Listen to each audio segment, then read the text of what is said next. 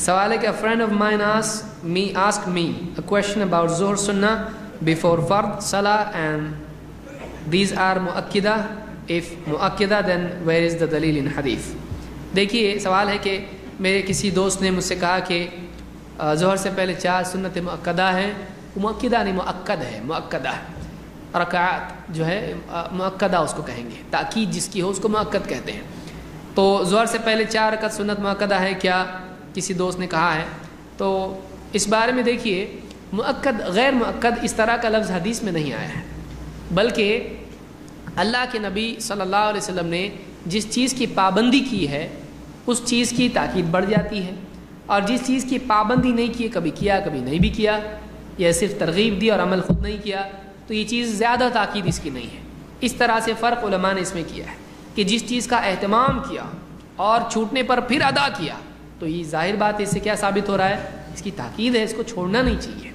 اور جس چیز کے بارے میں آپ نے زیادہ اہتمام نہیں کیا اور آپ نے صرف ترغیب دی اور پڑھا نہیں، اس طرح کی چیز دکھائی دیتی ہے کہ اس میں زیادہ تاکید نہیں ہے، چھوٹ گیا تو بھی چلتا ہے، ورنہ ہمارے نبی نہیں چھوڑتے اس کو. تو یہ فرق دونوں میں ہے. لیکن آپ اگر حدیث میں تلاش کریں تو آپ کو ایسا مؤکد اور غیر مؤکد کا لفظ نہیں ملے گا. سنتیں کون کون سی ہیں، رکعت کون کون سی ہیں؟ ام حبیبہ رضی اللہ تعالی عنہ کی روایت ہے جو ترمذی میں ہے.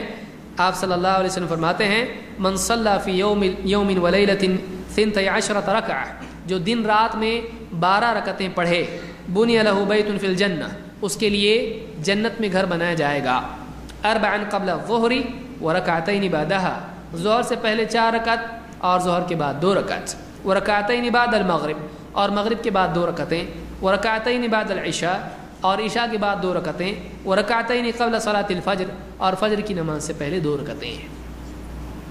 یہ 12 رکعت ہوئی، 4 2، پھر اس کے بعد مغرب بعد 2، اور پھر عشاء بعد 2 اور فجر بعد 2، 2 2 2 6 اور 4 اور 2 6، 6 اور 6 12. تو اس طرح سے 12 رکعتیں ہیں. لیکن بعض دوسری روایتوں میں آیا ہے کہ اللہ تعالیٰ اس بندے پر رحم کرے جو عصر سے پہلے 4 رکعت پڑھے. اب یہ کیا ہے؟ اب یہاں تو 12 ہے اور وہ عصر کا ذکر اس میں نہیں ہے، تو پھر وہ کیا ہے؟ تو علماء نے کہا اس کی تاکید ہے، اور اس کی اتنی تاکید نہیں ہے، اس کی صرف ترغیب ہے. تو یہ مؤکد ہے اور وہ مؤکد نہیں ہے. اسی طرح سے مغرب سے پہلے 2 رکعتیں ہیں، اس کی بھی تاکید نہیں ہے، اس لیے کہ صحابہ پڑھتے تھے اور اللہ کے نبی صلی اللہ علیہ وسلم نے ان کو منع نہیں کیا. وہ عبادت ہے اس لیے مستحب ہوئی لیکن مؤکد نہیں ہوئی. تو اس طرح سے اور بھی روایتیں آئی ہیں، جیسے حدیث میں کہ